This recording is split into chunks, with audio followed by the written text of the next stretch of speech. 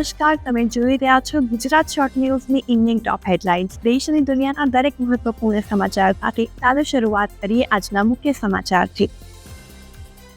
PM મોદીને સ્વીડને સર્વોચ્ચ સન્માન આપ્યું. પીએમ મોદીને સ્વીડનમાં royal order of polar star commander grand cross સન્માનથી સન્માનિત કરવામાં આવ્યા છે.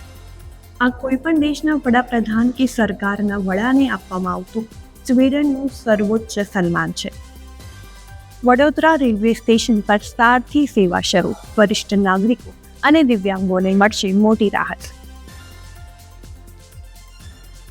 અમદાવાદમાં અમિત શાહે ટેક પાર્કનું લોકાર્પણ કર્યું. ગુજરાતની ઉદ્યોગ સાહસિક ભાવનાની કરી પ્રશંસા.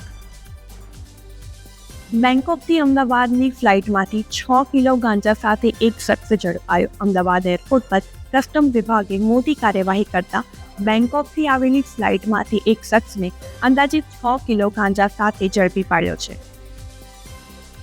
વડોદરામાં NH48 પર ભયાનક અકસ્માત. એક્ટિવા સવારો 100 ફૂટ ફંગોળાયા. વડોદરામાં નેશનલ હાઈવે 48 પર આવેલા જંબુવા GEB કટ પાસે ભયાનક અકસ્માત સર્જાયો હતો. એક સ્પીડિંગ કારે એક્ટિવા સ્કૂટરને જોરદાર ટક્કર મારી હતી. ટક્કર એટલી ભયાનક હતી કે એક્ટિવા પર સવાર બંને લોકો લગભગ 100 ફૂટ દૂર ફંગોળાઈ ગયા હતા. નાયબ મુખ્યમંત્રી હર્ષ સંઘવીએ વસ્તી ગણતરી રજિસ્ટ્રેશન પ્રક્રિયા પૂર્ણ કરી. તેમની વસ્તી ગણતરી 2027ને રાષ્ટ્રીય આયોજન માટે ચાવીરૂપ ગણાવી. આજના અપડેટ્સ માટે આટલું જ. વધુ માહિતી માટે ફોલો કરો ગુજરાત શોર્ટ ન્યૂઝને.